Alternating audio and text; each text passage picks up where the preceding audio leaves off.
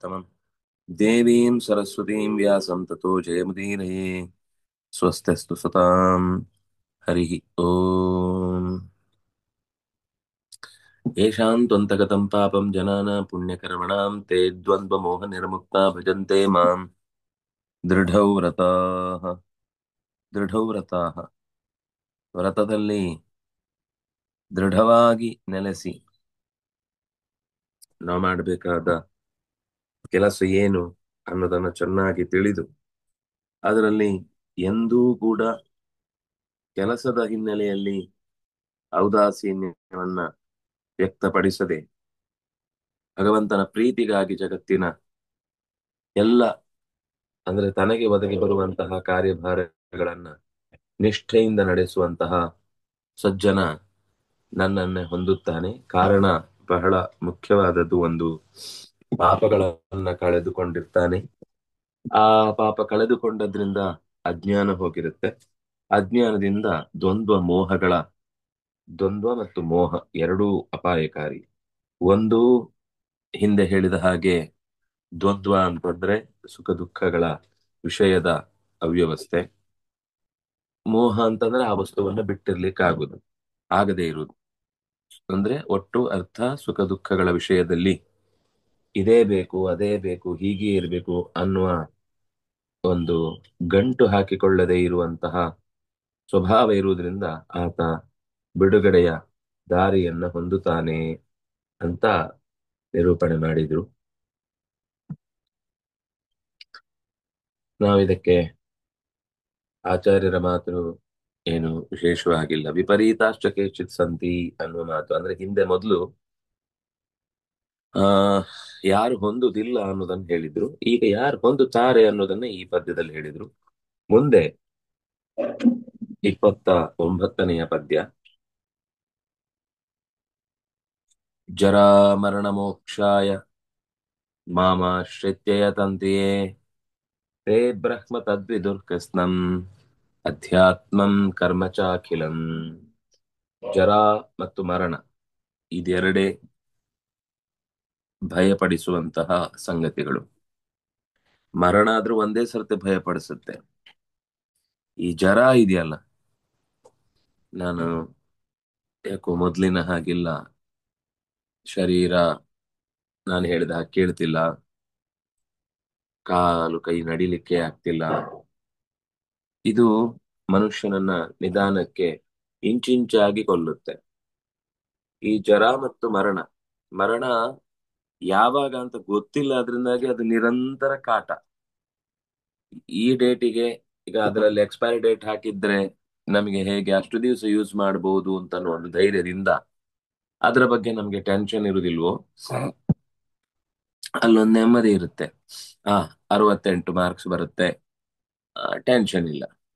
ಇದು ಎಷ್ಟು ಬರುತ್ತೆ ಅಂತ ಗೊತ್ತಿಲ್ಲ, ಯಾವಾಗ ಬರುತ್ತೆ ಅಂತ ಗೊತ್ತಿಲ್ಲ, ಹೇಗ್ ಬರುತ್ತೆ ಅಂತ ಗೊತ್ತಿಲ್ಲ, ಎಲ್ಲಿ ಬರುತ್ತೆ ಅಂತ ಗೊತ್ತಿಲ್ಲ, ಯಾರಿಂದ ಬರುತ್ತೆ ಅಂತ ಗೊತ್ತಿಲ್ಲ, ಯಾವಾಗ ಬರುತ್ತೆ ಅಂತ ಗೊತ್ತಿಲ್ಲ, ಯಾವ್ದ್ರಿಂದ ಬರಬಹುದು ಅಂತ ಗೊತ್ತಿಲ್ಲ. ಒಟ್ಟು ಗೊತ್ತಿಲ್ಲಗಳ ಸರಮಾಲೆಯಲ್ಲಿ ಸಿಕ್ಕಿ ಹಾಕಿಕೊಂಡಂತಹ ಈ ಸಾವು, ಆಹಾರದಿಂದಲೋ ವಿಹಾರದಿಂದಲೋ ಅಥವಾ ಯಾರೋ ನಮ್ಮನ್ನ ದ್ವೇಷಿಸುವುದರಿಂದಲೋ ಅಥವಾ ನಮ್ಗೇನೆ ಆ ನಮ್ಮ ಪದಾರ್ಥಗಳ ಸ್ವೀಕಾರದಲ್ಲಿ ಹೆಚ್ಚು ಕಮ್ಮಿ ಆದದ್ರಿಂದಲೋ ಏನು ಅಂತ ಗೊತ್ತಿಲ್ಲ. ಒಟ್ಟು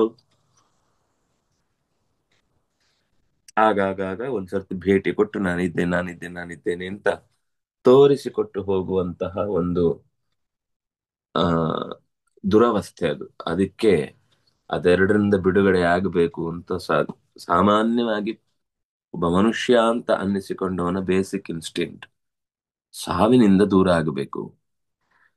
ಸಾವು ಇಲ್ಲ, ಆದ್ರೆ ಕೈ ಕಾಲಲ್ಲಿ ಬಲ ಇಲ್ಲದೆ ಮಲ್ಕೊಂಡ್ಬಿಟ್ಟಿದ್ದಾನೆ, ನಿನ್ಗೆ ಸಾವಿಲ್ಲೋ, ತಗೊಂಡೇನ್ ಮಾಡುದು ಅಂತ ಸಾವಿನ ಅವ್ಯವಸ್ಥೆಯಿಂದ. ಸಾವಿಲ್ಲ, ಆದ್ರೆ ದೇಹದಲ್ಲಿ ಬಲ ಇಲ್ಲ. ಅದಕ್ಕೆ ಜರಾ, ಇದು ಇನ್ನೊಂದು ಪ್ರಾಬ್ಲಮ್.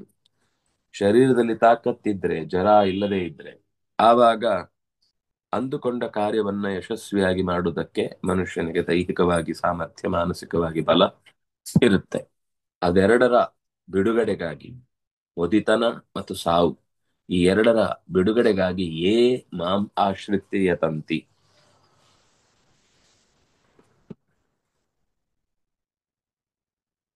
ಅಂದ್ರೆ ಎರಡರಿಂದ ಯಾಕೆ ಬಿಡುಗಡೆ ಆಗ್ಬೇಕು? ನಮ್ಮ ಉದ್ದೇಶ ಈಗ ಇಷ್ಟೊತ್ತು ನಾವು ಮಾತಾಡಿದ್ರೆ ಲೌಕಿಕವಾಗಿ ಮಾತಾಡಿದ್ವಿ ನಾವು. ಮುದಿತನದಿಂದ ಪ್ರಾಬ್ಲಮ್ಮು, ಮರಣದಿಂದ ಪ್ರಾಬ್ಲಮ್ಮು ಅಂತ. ಆದ್ರೆ ಸತ್ಯವನ್ನ ತಿಳಿಯ ಹೊರಟವರು, ಇದರಿಂದ ಪಾರಾಗಬೇಕು ಅಂತ ಬಯಸುವ ಉದ್ದೇಶ, ಸತ್ಯವನ್ನ ತಿಳಿಯುವ ವಿಷಯದಲ್ಲಿ ಅವರಿಗೆ ಇರುವ ತಾದಾತ್ಮ್ಯ ಮತ್ತು ಅದನ್ನು ತಿಳ್ಕೊಂಡ್ರೆ ತಮ್ಮ ಬದುಕೆಲ್ಲವೂ ಅಧ್ಯಾತ್ಮಮಯವಾಗಿ ಬಿಡುತ್ತಲ್ವಾ ಅಂತ ಅಷ್ಟೇ. ಅವರಿಗೆ ತಾವು ಸಾವನ್ನ ಗೆದ್ದು ಮುದಿತನವನ್ನ ಸೋಲಿಸಿ ಏನೋ ದಿಗ್ವಿಜಯ ಸಾಧಿಸಿದ್ದೇವೆ ಅಂತ ಹೆಮ್ಮೆ ಪಟ್ಟುಕೊಳ್ಳುವಷ್ಟು ಅವರಿಗೆ ಸಮಯ ಇಲ್ಲ. ಹೆಮ್ಮೆ ಪಟ್ಟುಕೊಳ್ಬೇಕಾದ ವಿಷಯ ಅಂತ ಅವರಿಗೆ ಯಾವತ್ತೂ ಅನ್ನಿಸಿಲ್ಲ. ಯಾಕೆಂದ್ರೆ ಅದು ಅನಿವಾರ್ಯ. ಅದರಿಂದ ಬಿಡುಗಡೆ ಅಂತ ಅನ್ನೋದು ಅದು ಮನುಷ್ಯನಿಗೆ ಸಿಕ್ಕಿದ ಅಪರೂಪದ ಅವಕಾಶ. ಯಾಕೆಂದ್ರೆ ಇದಕ್ಕಿಂತ ಹೆಚ್ಚಿನದನ್ನ ಸಂಪಾದಿಸ್ಲಿಕ್ಕೆ ಕೇವಲ ದೈಹಿಕವಾದ ಭೋಗಗಳಲ್ಲಿ, ಭಾಗ್ಯಗಳಲ್ಲಿ ಮಾತ್ರ ಬಿದ್ದು ಹೋಗುವ ಯೋಚನೆ ಇಲ್ಲದೆ, ತೇ ಬ್ರಹ್ಮ ತದ್ವಿದು ಕೃತ್ಸ್ನಂ ಕೃತ್ಸ್ನಂ ತದ್ ಬ್ರಹ್ಮ ತೇ ವಿದುಹು. ಸಮಗ್ರವಾದ ಇಡೀ ಜಗತ್ತನ್ನು ಆವರಿಸಿಕೊಂಡ ಎಲ್ಲದರ ಗುಣವಂತಿಕೆಗೆ ಕಾರಣವಾದ ಶಕ್ತಿಯನ್ನು ಅಖಿಲಂ ಅಧ್ಯಾತ್ಮಂ ಕರ್ಮ ವಿದುಹು. ಅಖಿಲಂ ಅಧ್ಯಾತ್ಮಂ ಕರ್ಮ. ಬ್ರಹ್ಮ ಅಂದ್ರೆ ವೇದ, ಶಾಸ್ತ್ರ, ತಿಳುವಳಿಕೆ. ಸಕಲ ತಿಳುವಳಿಕೆಯನ್ನ ಹೊಂದಬೇಕಾದ್ರೆ, ಸಕಲ ತಿಳುವಳಿಕೆ ಅಂದ್ರೆ ಅವನಿಗೆ ಎಷ್ಟು ಸಕಲವೋ ಅದು. ಎಲ್ಲರ ಸಕಲ ಒಂದೇ ತರ ಇರಲ್ಲ. ಅದೇನಾದ್ರೂ ಕಲೆಯಿಂದ ಕೂಡಿದ್ದು ಅನ್ನೋ ಅರ್ಥದಲ್ಲಿ ಸಕಲ ಅಂತ ಇರುವುದಾದ್ರೆ, ಅವನಿಗೆ ಎಷ್ಟು ಕಲೆಗಳ ನೆರವು ಬೇಕು ಸಾಧನೆಗೆ, ಅಷ್ಟನ್ನ ತಿಳ್ಕೊಳ್ಳುವ ಶಕ್ತಿಯನ್ನ ಈ ಆ ಒತ್ತಡಗಳು ಅವನನ್ನ ಪಾರು ಮಾಡುತ್ತೆ. ಒತ್ತಡಗಳಿಲ್ಲದಿರುವಿಕೆ ಅನ್ನೋದು ಅವನನ್ನ ಎತ್ತರಕ್ಕೆ ಏರುವಂತೆ ಮಾಡುತ್ತೆ. ಎಷ್ಟು ದಿವಸ ಇದೆ ಒಬ್ಬನ ಬದುಕಿನ ಅರಿವಿಗೆ? ಡಾಕ್ಟರ್ ಇಷ್ಟು ದಿವಸ ಆಗ್ಬೋದು. ಅಷ್ಟರಲ್ಲಿ ಏನೆಲ್ಲ ಮಾಡಬಹುದು ತಿಳಿವನ್ನ ಪಡ್ಕೊಳ್ಳಿಕ್ಕೆ, ಕರ್ಮವನ್ನ ಸಾಂಗಗೊಳಿಸ್ಲಿಕ್ಕೆ, ಅದನ್ನ ಅಧ್ಯಾತ್ಮಮಯವಾಗಿಸ್ಲಿಕ್ಕೆ. ಅದನ್ನ ಮಾತ್ರ ಅವರು ಯತಂತಿ, ಪ್ರಯತ್ನಿಸ್ತಾರೆ ಮತ್ತು ಪರಮ ಸತ್ಯವನ್ನು ತಿಳಿಯುತ್ತಾರೆ. ತಮ್ಮ ಆ ತಿಳಿಯುವ ಪ್ರಯತ್ನದಲ್ಲಿ ಉಂಟಾದ ಚಟುವಟಿಕೆಗಳನ್ನೆಲ್ಲ ಭಗವಂತನ ಪರವಾದ ಕರ್ಮ ಅಂತ ಚಿಂತಿಸುವುದರಿಂದ ಅದು ಅಧ್ಯಾತ್ಮವೂ ಆಗುತ್ತೆ. ಆತ್ಮನನ್ನ ಅಧಿಕರಿಸಿಯೇ ಇರುವ ಕರ್ಮ, ಆತ್ಮನನ್ನ ಇರುವ ಬ್ರಹ್ಮ, ಇದೆರಡೂ ಅಧ್ಯಾತ್ಮ. ಇದನ್ನ ತಿಳಿಯುತ್ತಾರೆ. ಹೇಗ್ ತಿಳಿತಾರೆ, ಏನ್ ಮಾಡಿ ತಿಳಿತಾರೆ ಅನ್ನೋದನ್ನ ಮುಂದಿನ ಆ 8ನೇ ಅಧ್ಯಾಯಕ್ಕೆ ಪೀಠಿಕೆಯಾಗಿ ಅದಕ್ಕೆ ಬೇಕಿರುವಂತಹ ಕೆಲವು ಸೂಕ್ಷ್ಮವಾದ ಬೇರುಗಳನ್ನ ಕೃಷ್ಣ ಈ ಸಾಲಿನಲ್ಲಿ ಮುಂದಿನ ಪದ್ಯದಲ್ಲಿ ನಿರೂಪಿಸಿದ್ದಾನೆ.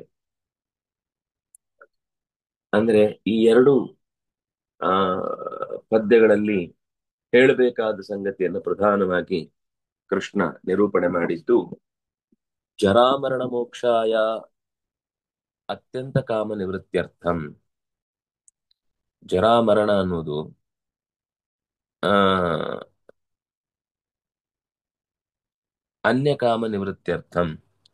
ಅನ್ಯಕಾಮ ಅಂತಂದ್ರೆ ಲೋಕದ ಕಡೆಗಿನ ಸೆಳೆತ, ಅದನ್ನ ಬಿಡಿಸಿಕೊಳ್ಳುವುದಕ್ಕೋಸ್ಕರ. ಯಾಕೆಂದ್ರೆ ಈ ಜರ ಮತ್ತು ಮರಣ ಇದೆರಡೂ ಕೂಡ ಏನು ಅಂದ್ರೆ ಒಂಥರ ಲೋಕದ ಕಡೆಗೆ ಮನಸ್ಸನ್ನ ಮನುಷ್ಯನನ್ನ ಎಳೆಯುವಂಥದ್ದು. ಮೋಕ್ಷೇ ಶಕ್ತಿ ಸ್ತುತ್ಯರ್ಥಂ ವಾ. ಇನ್ನೊಂದೇನು ಅಂದ್ರೆ, ಯಾಕೆ ಹೇಳ್ಬೇಕಿತ್ತು ಜರಾಮರಣ ಮೋಕ್ಷ ಅಂತ? ಇದರಿಂದ ಪಾರಾಗ್ಬೇಕು ಅನ್ನೋದು ಬೇಸಿಕ್ ಮನುಷ್ಯನ ಬಯಕೆ. ಯಾಕೆ ಅಂದ್ರೆ ಅವನಿಗೆ ಮುಂದೆ ಇದು ಯಾವತ್ತೂ ಇರಲೇಬಾರದು ಅಂತ, ಅದು ಸಾಧನೆಗೆ ಅಡ್ಡಿ. ಈಗ ಲೋಕಕಾಮನೆಯ ದೃಷ್ಟಿಯಿಂದಲೂ ಏನೋ ಸುಖವಾಗಿ ಅನುಭವಿಸ್ಬೇಕು ಅಂತ ಮನೆ ಕಟ್ಟಿ ಎಲ್ಲ 2 ಫ್ಲೋರ್ ಇದ್ದು ಕಟ್ಟಿದ. ಕಾಲ್ ನೋವು, ಮಂಡಿ ನೋವು ಬಂತು, ಲಿಫ್ಟ್ ಮಾಡಿರ್ಲಿಲ್ಲ. ಯಾಕೆ ಕೆಳಗಟ್ಟಿದೆಯಲ್ವ ಅನ್ಕೊಂಡ. ಆದ್ರೆ ನೋಡಿದ್ರೆ ಕೆಳಗೆ ಬರೀ ಹಾಲ್ ಮಾತ್ರ ಕಟ್ಟಿದ್ದೇನೆ. ರೂಮ್ ಎಲ್ಲ ಇರುದು ಮೇಲೇನೆ. ಈ ಈ ಕಾಲು ಕಟ್ಟಿಕೊಂಡು ಜರೆಯಿಂದಾಗಿ ದೇಹ ನಡಿಲಿಕ್ಕಾಗದೆ ಉಪ್ಪರಿಗೆಯಿಂದ ಉಪ್ಪರಿಗೆಯಲ್ಲಿ ಎಷ್ಟು ಅದ್ಭುತವಾದದ್ದಿದ್ರೇನು ಕೆಳಗಡೆನೆ ಇರಲೇಬೇಕಾದ ಪರಿಸ್ಥಿತಿ ಬಂದಾಗ ಆ ಎರಡು ಉಪ್ಪರಿಗೆಯೂ ಕೂಡ ಅದು ಕೂಡ ಅಹ್, ಏನಂತಾರೆ, ಒಳಗಿನಿಂದಲೇ ಮೆಟ್ಲು ಕೊಟ್ಟು ಬಿಟ್ಟಿರ್ತಾನೆ. ಇಲ್ಲ ಅಂದ್ರೆ ಕನಿಷ್ಠ ಪಕ್ಷ ಹೊರಗಿನಿಂದ ಯಾರಿಗಾದ್ರೂ ಬೇರೆಯವರಿಗಾದ್ರೂ ಕೊಟ್ಟರು ಒಂದಿಷ್ಟು ಸಂಪತ್ತಾದ್ರೂ ಆ, ತನ್ನ ಪಾಡಿಗೆ ಅದು ಬರ್ತಾ ಇದ್ರೆ ತಾನೊಂದಿಷ್ಟು ಜೀವನ ನಡೆಸ್ಲಿಕ್ಕಾದ್ರೂ ಆಗ್ತಿತ್ತು ಅಂತ ಯೋಚನೆ ಮಾಡಿದೆ. ಇನ್ನು ಒಡೆಯುವುದು ಅಂದ್ರೆ ಇಡೀ ಮನೆನೇ ಕುಸಿದು ಹೋಗುವ ದುರವಸ್ಥೆ. ಹಾಗಾಗಿ ಜಾಗನೂ ಇಲ್ಲ ಹೊರಗಿನಿಂದ ಮೆಟ್ಲು ಕೊಡ್ಲಿಕ್ಕೆ. ಪ್ಲಾನ್ ಮಾಡಿ ಕಟ್ಟಿದ ಮನೆ ಹೀಗಿರುತ್ತೆ ಕೆಲವೊಮ್ಮೆ. ಅದರಿಂದಾಗಿ ಒಂದು ಅನ್ಯ ಫಲದ ನಿವೃತ್ತಿಗೋಸ್ಕರವಾಗಿ ಲೋಕದಲ್ಲಿ ಈ ಈ ಶರೀರದಿಂದ ಏನು ಲಾಭ ಆದ್ರೂ ಕೂಡ ಅದು ಮತ್ತೆ ಒಂದೋ ಜರೆಗೋ ಸ್ಮರಣಕ್ಕೋ ಕಾರಣ ಆಗುತ್ತೆ. ಅಂತ ಆಸೆಗಳನ್ನು ಪಡಬೇಡ ಅಂತ. ಎರಡನೇದ್ದು, ಮೋಕ್ಷ ಮೋಕ್ಷೇ ಶಕ್ತಿ ಸ್ತುತ್ಯರ್ಥಂ. ಸರಿ, ಈ ಸಂಸಾರದಿಂದ ಬಿಡುಗಡೆಯಾಗಿ ಇದಕ್ಕಿಂತ ಬೆಟರ್ ಇದ್ದದ್ದಕ್ಕೆ ಹೋದ್ರೆ ಮಾತ್ರ ಸ್ಯಾಟಿಸ್ಫೈ, ಪರವಾಗಿಲ್ಲ, ನಾವು ಇಷ್ಟು ಸಾಧನೆ ಮಾಡಿದ್ದಕ್ಕೆ ಸಿಕ್ಕಿದಂತಹ ಫಲದಲ್ಲಿ ಲೋಕದಲ್ಲಿರುವಂತಹ ಲೋಕಲ್ ವ್ಯವಸ್ಥೆಗಳಿಲ್ವಲ್ಲ ಅಂತ. ಅಂದ್ರೆ ಈಗ ಮೋಕ್ಷದಲ್ಲಿ ಜರ ಮತ್ತು ಮರಣ ಇಲ್ಲ. ಅದರ ಮೇಲಿನ ಆಸಕ್ತಿಯನ್ನ ಹೆಚ್ಚಿಸುವುದಕ್ಕಾಗಿ ನಿನಗೆ ನಿಜವಾಗಿಯೂ ಈ ಜರ ಮರಣದಿಂದ ಬಿಡುಗಡೆ ಬೇಕು ಅಂದ್ರೆ ನೀನ್ ಮೋಕ್ಷಕ್ಕೆ ಬಾ. ಮೋಕ್ಷದಲ್ಲಿ ಇಂತಹ ಅವ್ಯವಸ್ಥೆಗಳು, ದುರವಸ್ಥೆಗಳು, date of birth, date of death, expiry date, ಅವ್ಯವಸ್ಥೆ, ಇದು ಹೀಗೆ ಹಾಗೆ ಯಾವ ಆ, ಅವ್ಯವಸ್ಥೆಗಳು ಇಲ್ಲ. ಅದನ್ನ ಪಡೆಯುವ ತನಕ ಅನೇಕ ನೀತಿ ನಿಯಮಗಳಿವೆ.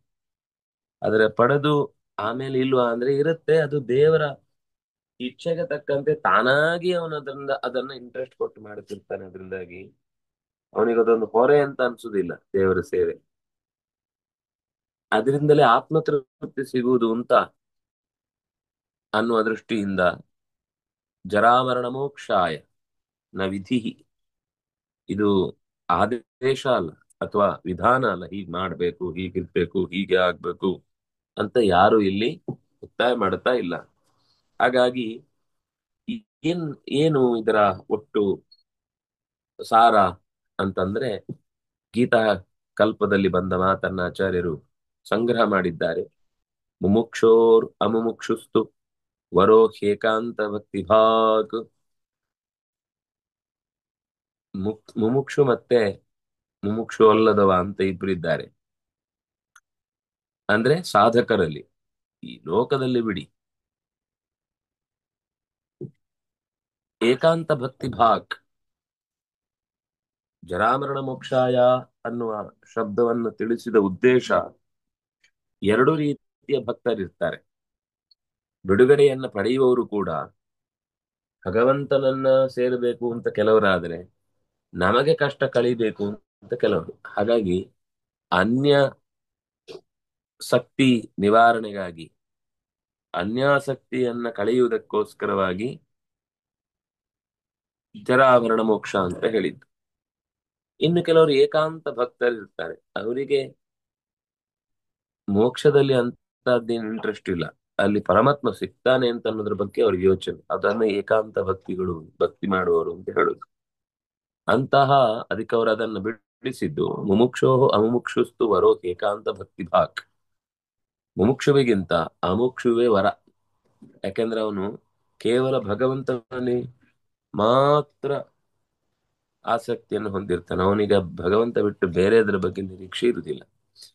ಇತರಸ್ತುತೆ ಇತಿ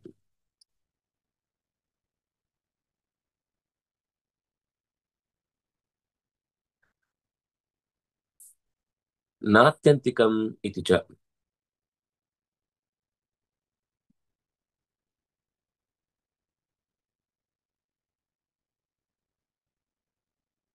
ದೇವಾನಾಂ ಗುಣಲಿಂಗಾನಾಂ ಅನುಸ್ರಾವಿಕ ಕರ್ಮಣಾಂ ಸತ್ವೇ ಏವೈಕಮನಃ ಮನಸಃ ವೃತ್ತಿ ಸ್ವಾಭಾವಿಕಿ ತು ಯಾ.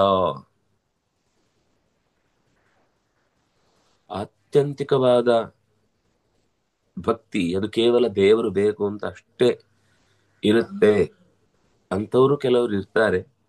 ಅದನ್ನ ಸೂಚಿಸುವ ದೃಷ್ಟಿಯಿಂದ ಜರಾಮರಣ ಮೋಕ್ಷಾಯ ಮಾಮಾಶ್ರಿತ್ಯ ಯತಂತಿಯೇ, ನನ್ನನ್ನು ಆಶ್ರಯಿಸಿ, ಅದಕ್ಕೆ ಮಾಂ ಆಶ್ರಿತ್ಯ, ದೇವರನ್ನು ಆಶ್ರಯಿಸಿದ್ದು ದೇವರು ಬೇಕು ಅಷ್ಟೇ ಹೊರತು ದೇವರನ್ನ ಆಶ್ರಯಿಸಿದ್ದು ತನಗೇನೋ ಲಾಭ ಆಗಬೇಕು ಅನ್ನುವ ಯೋಚನೆಯಿಂದ ಇರುವುದಿಲ್ಲ. ಇದು ಒಂಥರದ ಭಕ್ತಿ. ಇನ್ನು ಕೆಲವರಿಗೆ ಮೋಕ್ಷ ಅಂದ್ರೆ ಒಟ್ಟು ಅಲ್ಲಿ ಸಾವು ಬದುಕಿನ ಜಂಜಾಟ ಇರುವುದಿಲ್ಲ ಅನ್ನುವ ದೃಷ್ಟಿಯಿಂದ ದೇವಾನಾಂ, ದೇವತೆಗಳ, ಗುಣಲಿಂಗಾನಾಂ, ಗುಣದಿಂದಲೇ ತಿಳಿಯಲ್ಪಡುವವರು, ಅವರು ವೇಷದಿಂದ, ಇನ್ಫ್ಲುಯೆನ್ಸ್ ಇಂದ, ಇನ್ಯಾವುದರಿಂದನೂ ಬರುವವರಲ್ಲ.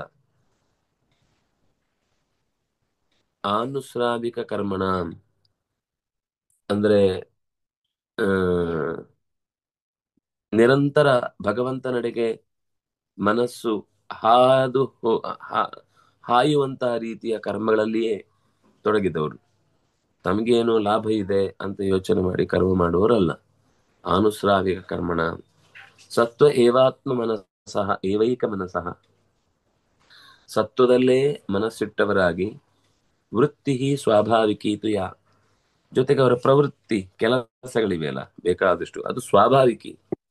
ಈಗ ಮೋಕ್ಷ ಸಿಗುತ್ತೆ ಅನ್ನುವ ಕಾರಣಕ್ಕೆ ಕೆಲವೊಂದು ಸರ್ತಿ ಅನ್ಯಾಸಕ್ತರಾದವರು ಬಿಟ್ಟು, ಬೇಡ ನಾವು ಆಗಿದ್ರೆ ಮತ್ತೆ ಮೋಕ್ಷ ಸಿಗುದಿಲ್ಲ, ಅದಕ್ಕೋಸ್ಕರ ಇದನ್ನು ಬಿಡಬೇಕು ಅಂತ ಒಳಗಿನಿಂದ ಅದರ ಬಗ್ಗೆ ಒಂದು ಇರುವ ಆಸಕ್ತಿಯನ್ನು ತಡೆ ಹಿಡಿದು ಕಷ್ಟಪಟ್ಟು ಏನೋ ತಪ್ಪಿಸಿಕೊಂಡು ಬರುವ ಪ್ರಯತ್ನದಲ್ಲಿರ್ತಾರೆ.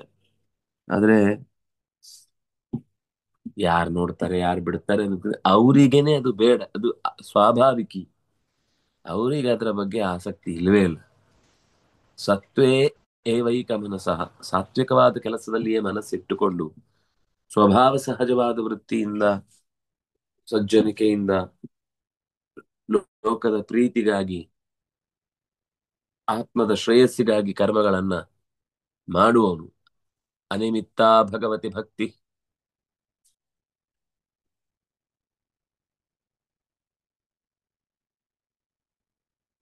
ಭಗವಂತನಲ್ಲಿ ಭಕ್ತಿ ಅನ್ನೋದು ಅನಿಮಿತ್ತ. ಅಂದ್ರೆ ದೇವರ ಹತ್ರ ಪ್ರೀತಿ ಮಾಡೋದು ನನ್ಗೆ ಸುಖ ಸಿಗುತ್ತೆ. ನಮ್ಗೆ ಸಾಮಾನ್ಯ ಯಾವುದೇ ವ್ಯಕ್ತಿಯನ್ನು ಕಳ್ಕೊಂಡಾಗ ನೋವಾಗುವುದು, ನಮಗೆ ಬಹಳ ಅಧ್ಯಾತ್ಮದಲ್ಲಿ ಆಸಕ್ತಿ ಇದೆ ಅಥವಾ ಇನ್ನೇನೋ ಒಂದು ದೊಡ್ಡ ಕಾರ್ಯ ಇದೆ ಅಂತಲ್ಲ, ಆ ವ್ಯಕ್ತಿಯಿಂದ ಆಗ್ತಾ ಇದ್ದ ಸುಖಗಳು ನಮ್ಗೀಗ ಸಿಗ್ತಾ ಇಲ್ಲ ಅಂತಷ್ಟೇ. ಅದು ತಂದೆ ಆದ್ರೂ ಸರಿ, ತಾಯಿ ಆದ್ರೂ ಸರಿ, ಯಾರನ್ನು ಕಳ್ಕೊಂಡ್ರು ದುಃಖ ಆಗುದು. ತಂದೆ ತಾಯಿಗಳ ಮೇಲೆ ವಿಶೇಷವಾದ ಪ್ರೀತಿ ಅಥವಾ ತಂದೆ ತಾಯಿಗಳಿಗೆ ಮಕ್ಕಳನ್ನು ಕಳ್ಕೊಂಡಾಗ ಆಗುವ ವ್ಯಥೆ ಇನ್ನೇನು ಅಲ್ಲ. ಮುಂದೆ ನೋಡ್ಕೊಳ್ಲಿಕ್ಕೆ ಆಗ್ತಾ ಇದ್ದವನು ಇವತ್ತಿಗೆ ಇಲ್ಲ ಅಂತ ಆಗಿಬಿಟ್ಟ. ನಿನ್ನೆ ಇಷ್ಟೆಲ್ಲ ಚೆನ್ನಾಗಿತ್ತು, ಇವತ್ತು ಚೂರು ಚೆನ್ನಾಗಿಲ್ಲ. ಪ್ರತಿಯೊಂದನ್ನು ಕಂಪೇರ್ ಮಾಡಿ ನೋಡುವ, ಪ್ರತಿಯೊಂದನ್ನು ಕಾರಣಗಳ ಜೊತೆಗೆ ಕೂಡಿಸುವ ಲೋಕದ ಭಕ್ತಿಗಿಂತ ವಿಲಕ್ಷಣವಾದ ಭಕ್ತಿ ಭಗವದ್ ಭಕ್ತರದ್ದು. ಅನಿಮಿತ್ತ ಭಗವತಿ ಭಕ್ತಿ ಸಿದ್ಧೇರ್ಗರೀಯಸಿ, ಅಂತಹ ಭಕ್ತಿ ಇದೆಯಲ್ವಾ, ಅದು ಸಿದ್ಧಿಗಿಂತಲೂ ಗ್ರೇಟ್. ಯಾಕಂದ್ರೆ ಸಿದ್ಧಿ ಭಕ್ತಿ ಬೇಕು ಅಂತಾನೆ ಇಲ್ಲ, ಅದಕ್ಕೆ ಬೇ ಭಕ್ತಿ ಇದ್ರೂ ಸಿಗುತ್ತೆ. ಆದ್ರೆ ಭಕ್ತಿ ಅನ್ನುವುದರ ಶಕ್ತಿ ಏನು ಅಂತಂದ್ರೆ ಅದು ಸಿದ್ಧಿಗಿಂತಲೂ ಮಿಗಿಲಾದದ್ದು. ಸಿದ್ಧಿ ಬಂದಾಗ ಏನೇನೋ ಎಲ್ಲ ನಾವು ತಗೊಳ್ಳಿಕ್ ಸಾಧ್ಯ. ಆದ್ರೆ ಭಕ್ತಿ ನಮಗೆ ತತ್ಕಾಲದ ಸುಖವನ್ನು ಕೊಡುವ ಸಿದ್ಧಿಗಿಂತ ಅತ್ಯಂತ ಜೀವನೋತ್ಸಾಹವನ್ನು ತುಂಬುವ, ಸರ್ವಕಾಲಕ್ಕೂ ಸಿದ್ಧೇಹ ಗರೀಯಸಿ, ಅದು ಸಿದ್ಧಿಗಿಂತಲೂ ಮಿಗಿಲಾದದ್ದು. ಜರಯತ್ಯಾಶ್ರಯಾಕೋಶಂ ನಿಗೀರ್ಣ ಮನಲೋ ಯಥಾ.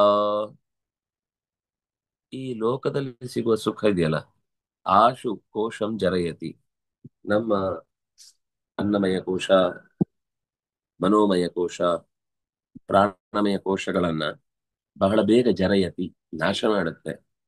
ನಿಗೀರ್ಣಂ ಅನಲೋ ಯಥಾ, ನುಂಗಿದ ಬೆಂಕಿಯ ಗುಂಡು ಹೇಗೆ ಒಳಗಿರುವ ಎಲ್ಲವನ್ನೂ ಕೂಡ ಸುಟ್ಟು ತಾನೂ ಕೂಡ ಸುತ್ತಲಿನ ಎಲ್ಲವನ್ನೂ ಸುಟ್ಟುಕೊಂಡೇ ಸಾಗುತ್ತೋ ಹಾಗೆ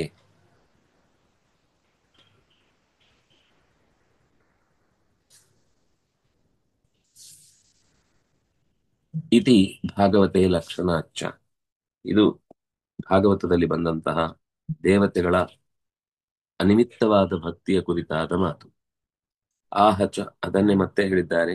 ಸರ್ವೇ ವೇದಾಸ್ತು ದೇವಾರ್ಥಾ ದೇವಾ ನಾರಾಯಣಾರ್ಥಕಾಃ ನಾರಾಯಣಸ್ತು ಮೋಕ್ಷಾರ್ಥೆ ಮೋಕ್ಷೋ ನಾನ್ಯಾರ್ಥ ಇಚ್ಛತೆ.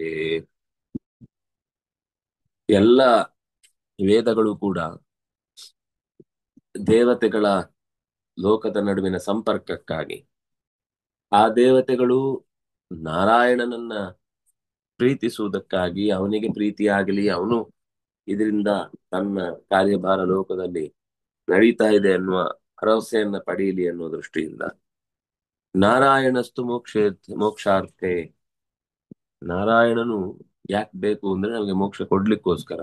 ಮೋಕ್ಷವು ನಾನ್ಯಾರ್ಥ ಇಷ್ಯತೆ, ನಾರಾಯಣ ಅಂತನ್ನುವ ಹೊರತಾದ ಇನ್ಯಾವ ಶಕ್ತಿಯಿಂದಲೂ ಕೂಡ ಮೋಕ್ಷ ಅನ್ನೋದು ಸಿಗುತ್ತ ಸಾಧ್ಯ ಇಲ್ಲ. ಮೋಕ್ಷಕ್ಕೆ ಸುಲಭವಾಗಿ ಹಾಗೆಲ್ಲ ದಾರಿಯೂ ಇಲ್ಲ, ಯಾರು ಅದಕ್ಕೆ ಶಾರ್ಟ್ ಕಟ್ ಮಾಡಿಲ್ಲ, ಬೇರೆ ದಾರಿ ಸಿಗಲ್ಲ. ಏವಂ ಮಧ್ಯಮ ಭಕ್ತಾನಾಂ ಏಕಾಂತಾನಾಂ ನ ಕಸ್ಯಚಿತ್. ಈ ರೀತಿ ಮಧ್ಯಮ ಭಕ್ತರು ಒಂದು ರೀತಿಯ ಭಗವಂತನ ಸಾಮೀಪ್ಯವನ್ನ ಬಯಸ್ತಾ ಜೀವನಕ್ಕಾಗಿ ಕಾಯ್ತಾ ಇದ್ರೆ ಇನ್ನೊಮ್ಮೆ ಪ್ರಯತ್ನಿಸುವ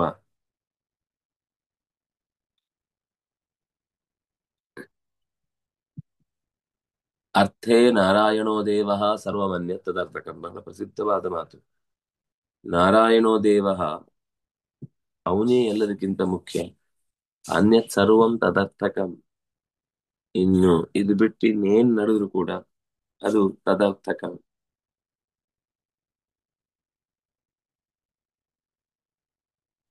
ಇತಿ ಗೀತಾಕಲ್ಪೆ ತ ಏವ ಚ ವಿದುಃ. ಅವರೇ ತಿಳಿದವರು ಅಂದ್ರೆ ಹಿಂದಿನ ಶ್ಲೋಕದಲ್ಲಿ ಬಂತಲ್ವಾ, ತೇ ವಿದು ತದ್ವಿದು ಕೃತ್ಸ್ನಂ, ಅವರು ಕೃತ್ಸ್ನಂ ಎಲ್ಲವನ್ನು ತಿಳಿದವರು. ಯಮೈವೇಷ ವೃಣತೆ ಇತಿ ಶ್ರುತೆ, ಯಮೈವೇಷ ವೃಣತೆ ತೇನ ಲಭ್ಯ. ಯಾರಿಂದ ಭಗವಂತನೇ ಆಹ್ವಾನಿಸಲ್ಪಟ್ಟು ನೋಡು ಅಂತ ತೆರೆದು ತೋರಿಸ್ತಾನೋ ಅಂಥವನು ನಿಜವಾಗಿಯೂ ಕೂಡ ಪರಮಾತ್ಮನಿಂದ ಸ್ವೀಕೃತನಾದವನೇ ಮೋಕ್ಷಕ್ಕೆ ಯೋಗ್ಯ ಅಂತ. ಯಮೈವೇಷ ವೃಣತೆ, ಭಗವಂತ ಯಾರನ್ನು ಚೂಸ್ ಮಾಡ್ತಾನೋ ಅವನು ಇಲ್ಲಿ ಸ್ವೀಕಾರಾರ್ಹ ಅಂತ ಅನಿಸ್ತಾನೆ ಅನ್ನೋದನ್ನ ಹೇಳಿ, ಇತಿ ಶ್ರೀವದಾನಂದ ತೀರ್ಥಾಖ್ಯ